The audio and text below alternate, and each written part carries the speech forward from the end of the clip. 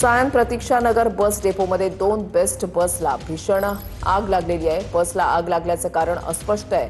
आगीवर नियंत्रण मिळवण्यात यश आलेल्या दुर्घटनेमध्ये सुदैवानं कोणतीही जीवितहानी झालेली नाहीये।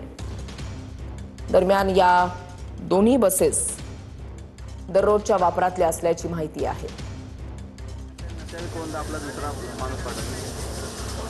प्रतीक्षानगर बस डेपोमध्ये 2 बस गाड्यांना आग लागल्याची घटना आहे। या ठिकाणी आहे ती काही वेळापूर्वी पहिल्या बसला आग लागलेली होती आणि त्यानंतर आता दुसऱ्या बसला देखील ही आग लागलेली आहे। तात्काळ या ठिकाणी फायर ब्रिगेड आहे, त्यांना बोलवण्यात आलेलं आहे।